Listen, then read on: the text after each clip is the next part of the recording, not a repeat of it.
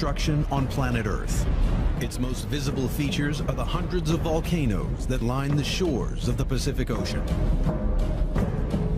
They form an arc which extends 25,000 miles from South America along America's northwest coast to Alaska, and then down through Russia, Japan, and Southeast Asia, all the way to New Zealand. Cataclysmic eruptions have occurred here throughout history.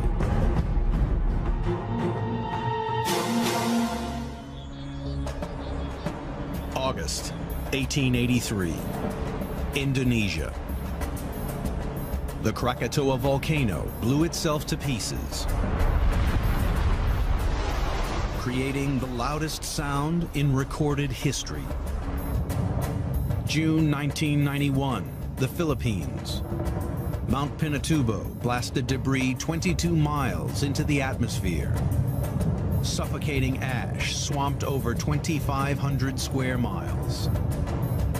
And in May 1980, Mount St. Helens caused $1 billion of damage. The ever-present threat from these volcanoes makes it essential for scientists to understand the forces that power them. The investigation begins here, in Alaska. This land of rugged beauty marks the most northern extreme of the Ring of Fire. 75% of all the volcanoes in the United States are situated in Alaska, making it a perfect laboratory for volcanologists. The first step is to discover how the Ring of Fire's giant volcanoes form.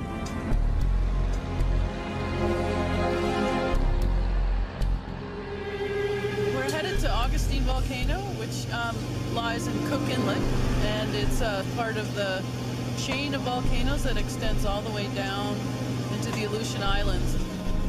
It's a 60-mile journey out across the frigid Alaskan water. In the distance, the volcano soon appears. There's the Augustine Volcano over there. It's going to be a perfect day to visit. From high above the clouds, Dr. Bull can gain a clear view of the volcano's distinctive outline. Augustine is a stratovolcano, the type of volcano found all around the Ring of Fire. Stratovolcanoes are quite unique in that they are shaped as beautiful cones, and Augustine is a perfect example of that. Augustine last exploded in January 2006, the most recent of 7 eruptions here since 1935. Over the years, solidified lava flows have gradually built up on the volcano's flanks. To investigate what makes these volcanoes so dangerous, Dr. Bull climbs high up on the side of one of these lava flows. This lava is made up of blocks. There's bits that are a little denser than others, and you can see there's a lot of different pieces to it. So we call this a blocky lava flow. This blocky lava provides a crucial clue as to why the Ring of Fire volcanoes can be so deadly. This lava is more thick when it comes out of the volcano, and its thickness will have an effect on how it runs down the slope. The thickness or viscosity of lavas can be shown in a number of ways. Hawaii lavas are quite runny. Honey is a perfect example of that. If you have the volcano putting out Hawaii-like lava, it's going to run quite easily down the rock. Whereas if you have something more like these blocky lavas, they're going to be a little bit more like peanut butter. They'll still run, but the viscosity is much greater. The viscosity of lava is primarily determined by the amount of silica it contains. Silica is the most abundant mineral in Earth's crust. The more silica, the thicker or more viscous a lava is likely to be. Hawaiian lava contains little silica, so it's runny, and produces a relatively flat landscape. But Ring of Fire lavas are rich in silica, making them sticky and less able to flow, creating tall, cone-shaped stratovolcanoes. During the 2006 eruption of Augustine, thermal imaging cameras were used to study the volcano. They showed this sticky lava building up layer upon layer. But the thickness of this lava also makes these volcanoes lethal. Because these volcanoes have lava that is thick, things don't move through them very well. And bubbles of gases can build up. Deep in the earth, under immense pressure, molten rock called magma contains dissolved gas. But as this magma rises, the pressure decreases. This drop in pressure means bubbles of the gas begin to appear, just like opening a bottle of soda. If the magma is runny, these gases can safely escape. But in sticky, silica-rich Ring of Fire magma, the gases can get trapped, often with terrible consequences. It's like trying to have a bubble move through peanut butter. It won't happen quite so easily. So there's a lot of pressure that builds up. And once that pressure builds up, it reaches a point where it can't take all that pressure anymore. The result? Giant explosions caused by the catastrophic buildup of gas inside the molten rock. This is the reason Ring of Fire volcanoes can be so dangerous. But it's not usually the initial explosion that kills. It's what happens next. Those explosive eruptions can create plumes that go up for tens of miles. When these plumes run out of energy, they can collapse back down the sides of the volcano in a superheated avalanche of ash and gas.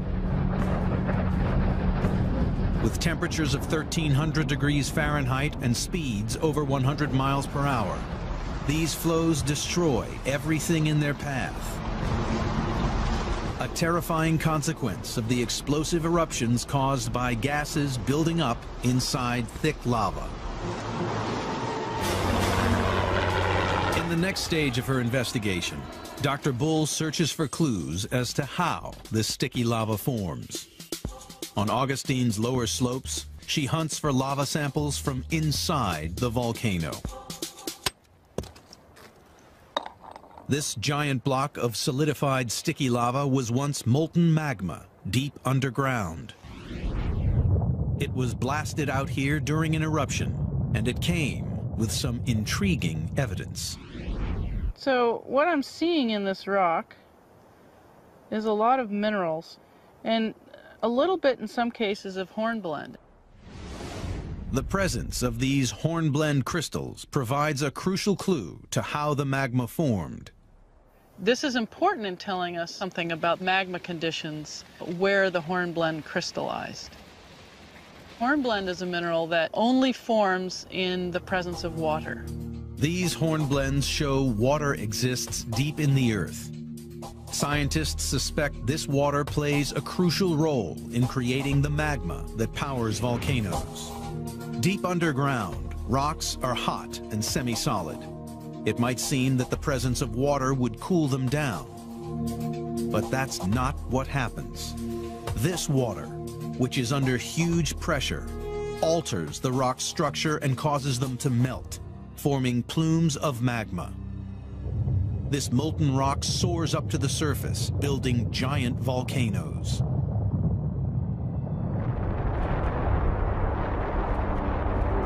Without water causing magma formation deep underground, these Ring of Fire volcanoes would simply not exist. A lot of this process we're still working on and we don't understand, but there's a fair amount of it that we do. And water has a very significant role in when and how rocks melt. The investigation into why the Ring of Fire is so dangerous has uncovered two important pieces of evidence. Blocky lava flows are evidence of thick, viscous magma which traps gases inside volcanoes, leading to explosive eruptions. And hornblende crystals reveal that water deep underground encourages the formation of the magma that powers the volcanoes. The geology detectives figure out how this water gets underground and make a remarkable discovery: the chemical signature of microscopic organisms inside the volcanoes. All around the Ring of Fire, explosive magma is forming deep underground, fueled by water. Solving the mystery of where this water comes from is the key to how scientists will figure out why the Ring of Fire is so dangerous. The investigation now turns to Mount Lassen, an active volcano in Northern California. Surrounding the volcano are bubbling hot springs, boiling mud, and volcanic vents called fumaroles, belching superheated steam and gas. All this thermal activity is driven by the immense heat rising from magma deep underground. By sampling the gas coming from these fumaroles, scientists hope to discover the source of the water which causes the magma to form. This device measures temperature. The temperature of this fumarole is 92.5 degrees C, about 200 degrees Fahrenheit. So just about at the boiling point for this elevation. And that's what we want for a good gas sample, a good boiling fumarole. So you can see what's happening at the surface here, all the steam coming out of the ground, but it's the gases that are along with this steam that we look at closely. And the composition of those gases tell us about what's happening at various depths beneath the ground where we can't see. Tests on these gases, collected from volcanoes all around the Pacific Ring of Fire, have revealed something surprising. The gases contain carbon-12, a type of carbon that comes from living organisms. The specific levels of C12 found here are the unique signature of tiny sea organisms called phytoplankton. Billions of phytoplankton live in the ocean. As they grow, they absorb carbon-12 into their cells. When they die, they fall to the bottom, forming layers of sediment. In this way, their carbon-12 is transferred to the seafloor. Intriguingly, scientists have found this same carbon-12 pouring out of volcanoes all around the Ring of Fire. Volcanoes of the Cascade Range have carbon dioxide that's very rich in carbon-12, and it's almost like you're cooking oceanic sediments that are rich in phytoplankton down deep beneath these volcanoes to generate the carbon dioxide you see coming out the top. That links this carbon dioxide to organic sediments way offshore in the ocean. The organic matter that was originally phytoplankton becomes carbon dioxide that we see at the surface. Seafloor sediments are getting into volcanoes, and these sediments contain seawater. This is the water that causes the rocks to melt below the volcanoes, forming magma. But a mystery remains. The magma plumes feeding the volcanoes lie sometimes hundreds of miles from the ocean. The scientists now have to figure out how the sediments loaded with seawater are moving so far inland. To find out, the investigation heads for Alaska's Chugach Mountains. The research here begins with an analysis of the local rocks. Oh, this is a really neat boulder that's right here. And what you can see in it is that there's this whole mixture of rock types. You can see that there's this black stuff, which would originally have been mud.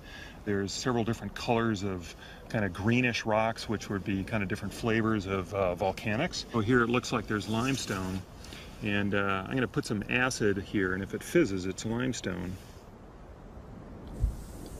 Yep, sure enough, that's what it is. And this would have formed in the ocean. And so this is made up of the bodies of little critters. It got incorporated into this rock, and now it's up here in the Chugach Mountains. The presence of jumbled oceanic rocks 20 miles from the sea is evidence that something remarkable is happening at the bottom of the ocean. The fact that you have this mixture of rock types here is evidence for the seafloor moving. Geologists know that only an enormous process called subduction could shift these mixed ocean sediments here. Subduction occurs when the seafloor moves and slides down under the land. As it descends, the top sediment layers are scraped off by the land like a snowplow scoops up snow. They're pushed up into a huge mound of mixed up rocks. The Chugach Mountains were formed in this way. The seafloor, loaded with water, now continues down into the earth. This is how seawater gets deep underground, where it creates the magma plumes that build the Ring of Fire's explosive volcanoes. Where we're at right now, the Pacific is subducting beneath us to the northwest. At this northern part of the Ring of Fire, it's about 20 miles beneath our feet right here. But if we were to go off that way where the volcanoes are, it's about 60 miles beneath our feet there. And so as it goes to the northwest, it subducts and then brings water and sediment into the earth. That ends up causing melting in the mantle, and then that melt rises as magma to volcanoes. The investigation to discover how water is getting down below Ring of Fire volcanoes has turned up intriguing clues. Carbon-12 samples indicating that ocean sediments are getting deep below the Ring of Fire's volcanoes. And mixed rocks in the Chugach Mountains, 20 miles inland from the ocean, are evidence that the whole seafloor is on the move, sliding deep under the land. This process is the engine that powers the Ring of Fire's killer volcanoes. But deep underground, the Ring of Fire hides another, even more deadly secret. Earthquakes that can destroy entire cities. The Ring of Fire, a lethal line of volcanoes. 75% of all the volcanoes on the planet. These fiery peaks encircling the Pacific Ocean are built by tremendous forces deep in the earth. Eruptions here have taken many thousands of lives and destroyed billions of dollars of property. But an even bigger killer is present on the Ring of Fire.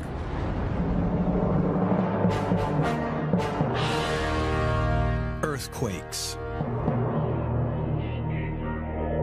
90% of the world's quakes occur in this narrow band around the Pacific, often with disastrous results. Sumatra, September 2009. A giant earthquake left more than 1,000 people dead. Mexico, September 1985. More than 9,000 people were killed by a massive magnitude 8 quake that shook Mexico City. And Alaska, March 1964. North America's greatest ever recorded earthquake near Anchorage. This quake was so powerful, ground movements were observed 4,000 miles away in Florida. Such awesome power drives scientists on to discover why these deadly quakes occur all around the Ring of Fire.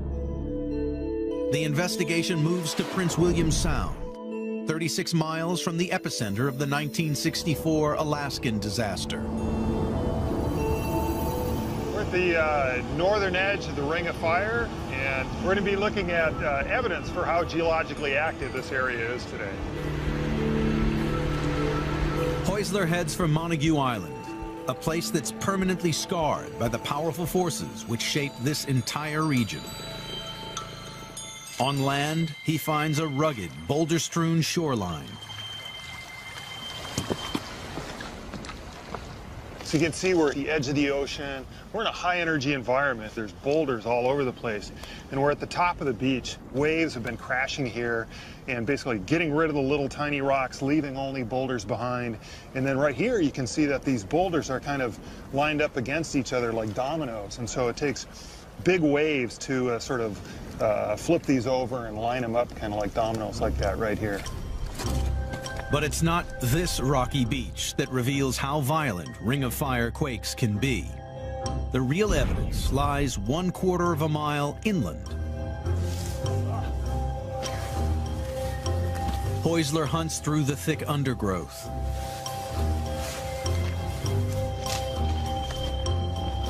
Hidden by the trees is a near identical line of boulders. We've hiked in, thrashed through the alders, the Alaskan jungle up to here. We're probably 25 or 30 feet above sea level at this point. And what we have here is a beach. I mean, this is basically a perfectly preserved, high-energy beach environment like we were looking at down on the shoreline. And you can see here, once again, there's these big boulders that are sort of laid over in this domino-like fashion, sort of pointing uphill as a result of this big waves pounding on the beach, flipping the boulders over, pointing in the uphill direction. This inland raised shoreline runs for hundreds of yards, parallel with the ocean. It's a key piece of evidence, and it can only mean one thing. The land itself must have recently risen up out of the ocean, taking the entire shoreline with it. It means that there was an event that was essentially an instant in which this region was uplifted to this elevation and made this here. This has to have been a result of a big earthquake. Really cool. What we're looking at here is a result of the 1964 Great Alaska Earthquake. Pretty much right here where we're at is where there was the largest uplift that occurred. The massive earthquake here not only lifted the land out of the sea, it also caused a wave of destruction, devastating nearby anchorage. It was a magnitude 9.2. It was the second largest earthquake ever recorded on Earth. It was just enormous. It lasted 4.5 minutes of ground shaking. What happened throughout this region offers evidence of the type of quake that makes the Ring of Fire so dangerous. So we know from this kind of earthquake that occurred here in 1964 that this was a thrust-type earthquake, or even there was a fancy term, megathrust earthquake, because it was so big that occurred right here. And this is a result of the slippage of one piece of rock over another, or one underneath the other. Megathrust quakes like this are the most powerful on Earth and are one of the great dangers of the Ring of Fire. If they occur under the ocean, they can generate killer waves called tsunamis. The Great Alaskan Earthquake of 1964 caused a tsunami over 200 feet high. Waves traveled over 1,700 miles, claiming lives as far away as California. But this disaster was nothing compared to what happened in 2004. On December 26th, tragedy struck when an enormous underwater megathrust earthquake off the Asian coast generated monster waves. The coastlines of 14 countries were swamped, killing more than 200,000 people. The vast scale of this disaster was a brutal indication of the power of megathrust earthquakes. And it's given urgency to finding out why these quakes happen all around the Ring of Fire.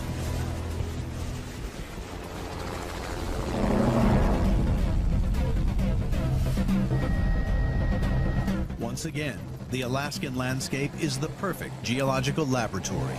So we're headed to a seismic station in south central Alaska near the tip of the Kenai Peninsula.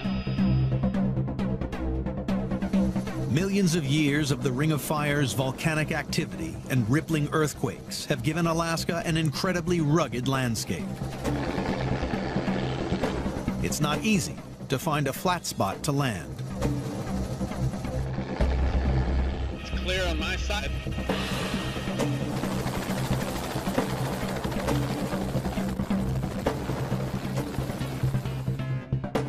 High on the hillside lies West's seismic station, protected under the yellow cover from the elements and the local bears.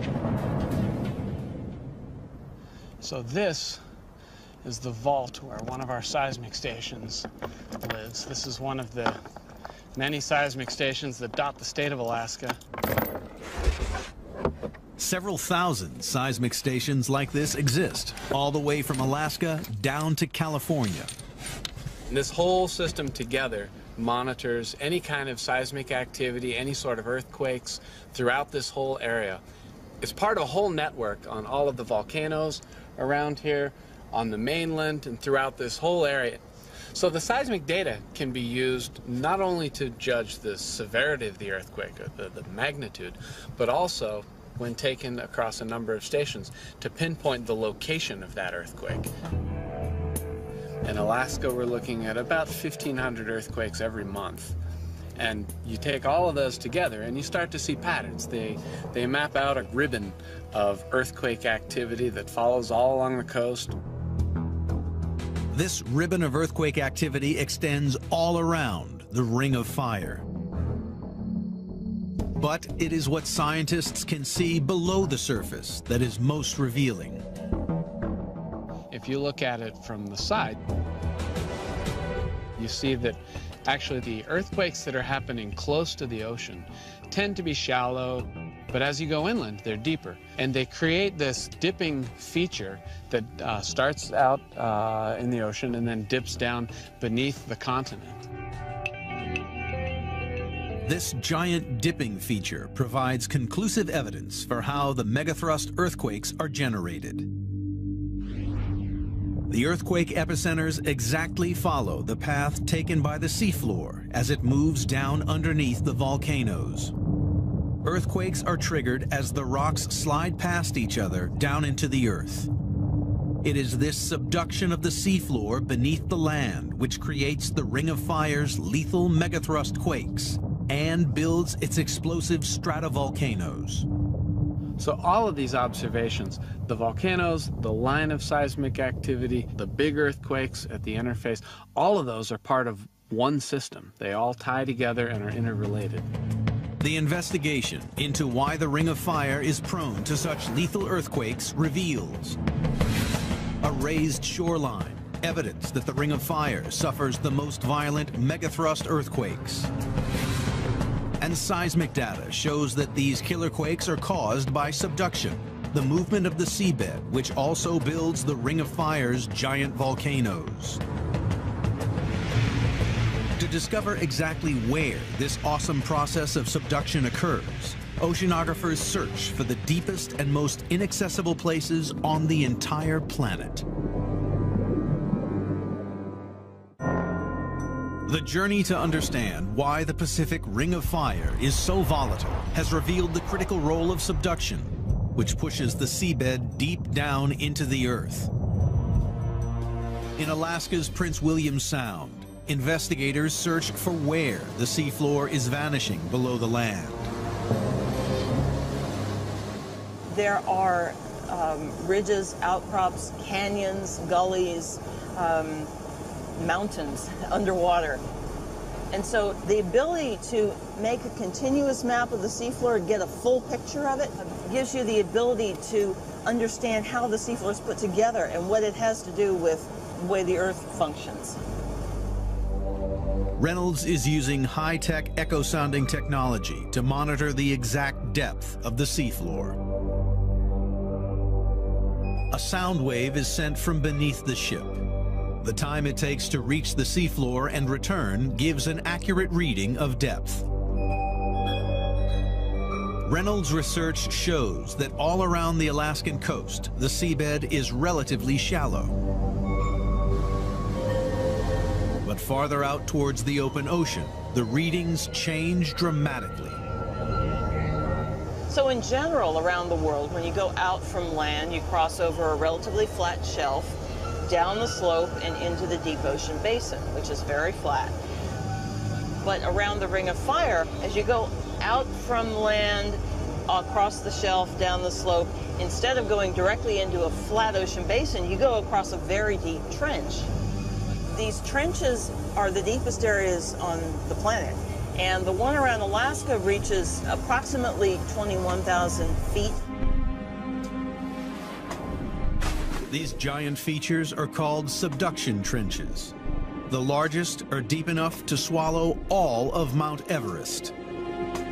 They mark the exact spot where the seafloor disappears down into the earth, the process that jolts the land in megathrust earthquakes and forms the volcanoes that make the Ring of Fire so dangerous. The Ring of Fire is named for these volcanoes that circle the Pacific Ocean. But offshore of the volcanoes, wherever you have a chain of volcanoes, you also have one of these deep ocean trenches. The location and shape of the Ring of Fire is determined not by its famous volcanoes, but by the position of these deep subduction trenches miles out in the ocean. And by mapping the location of all the trenches in the Pacific Ocean, scientists have made a further, even more significant discovery. High-tech imaging has made it possible for scientists to visualize the Earth drained of its oceans. This reveals that these deep trenches outline the edge of a giant rock slab, or plate, that makes up the entire floor of the Pacific Ocean.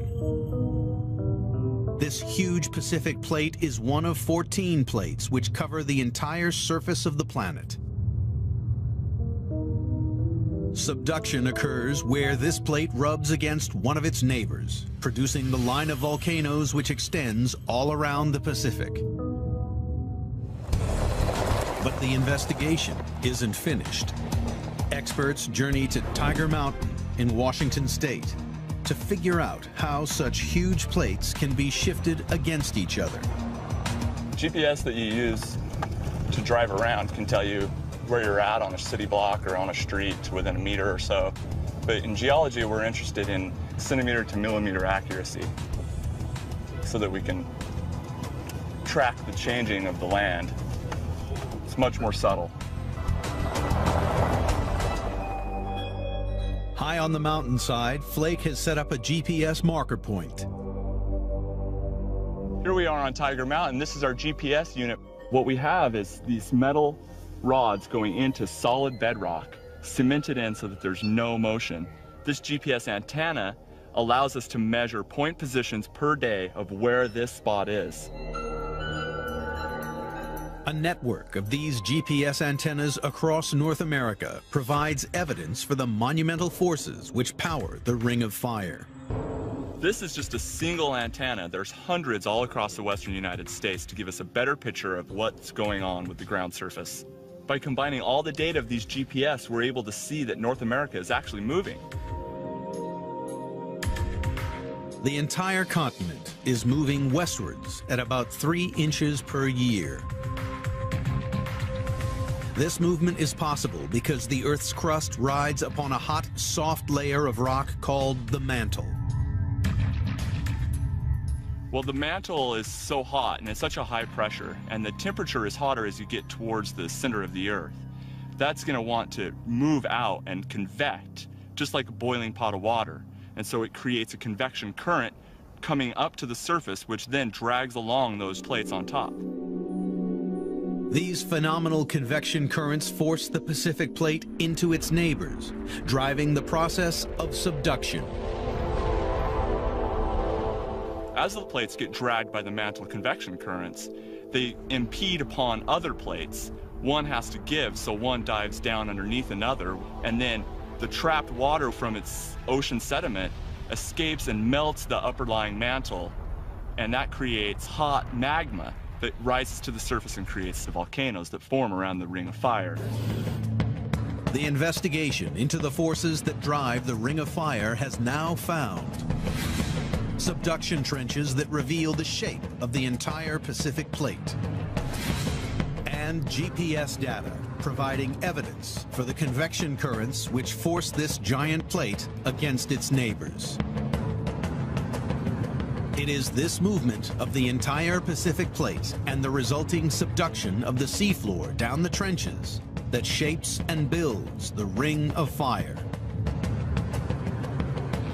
But one final mystery remains. Vast sections of the seafloor are constantly being destroyed. But despite millions of years of subduction down these trenches, the planet's seafloors have never been eradicated.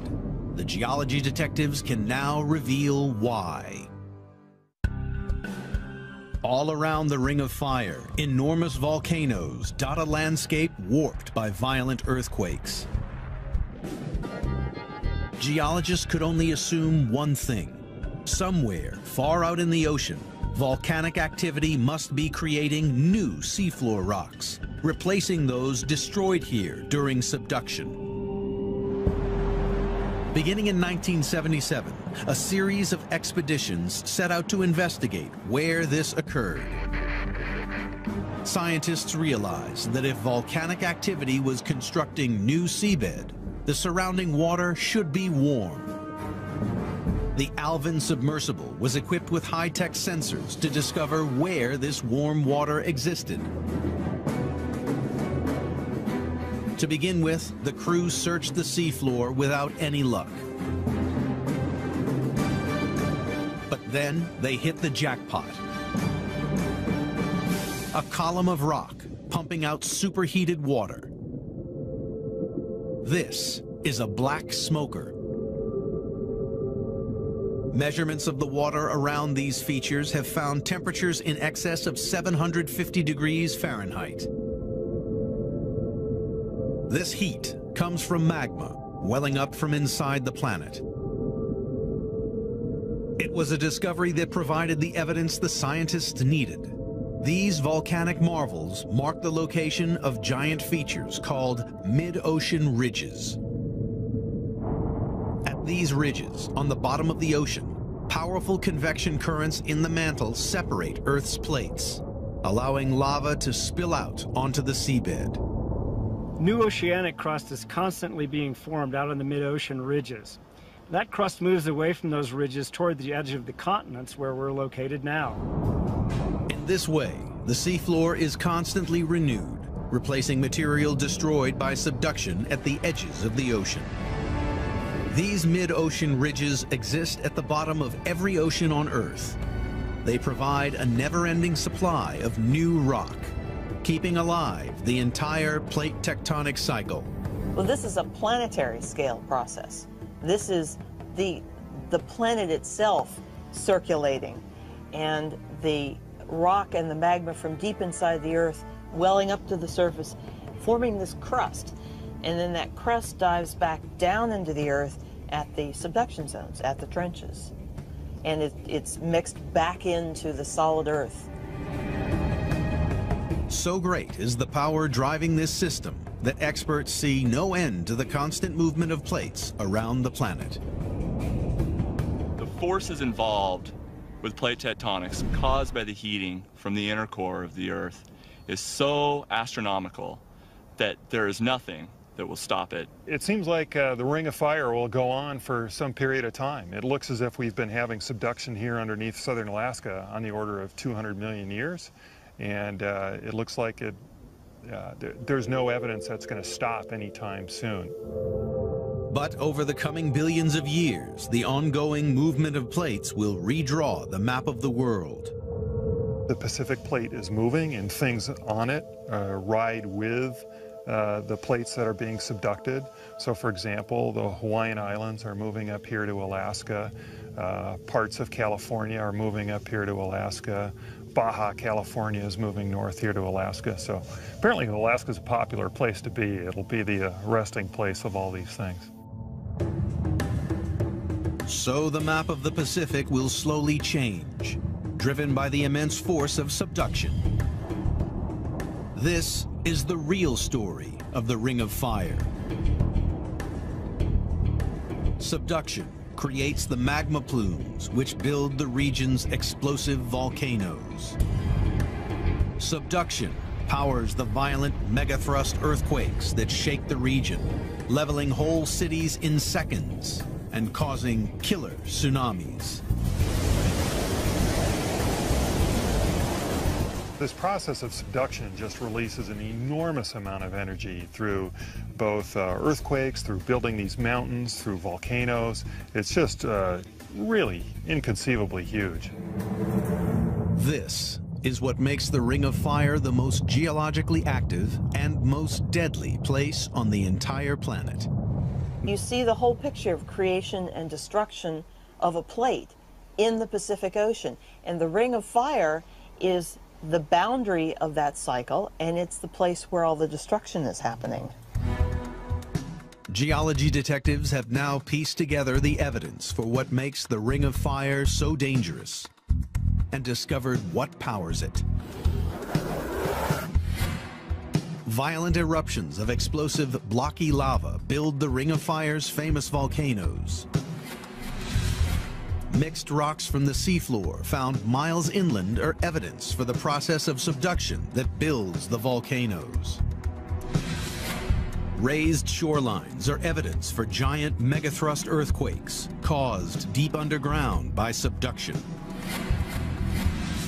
And GPS plots provide evidence for the immense convection currents deep in the Earth which drive the entire system.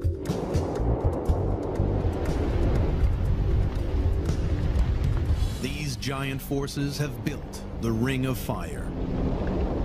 The energy that drives this whole convective system is really without parallel on the Earth. There's nothing else that we can compare to as far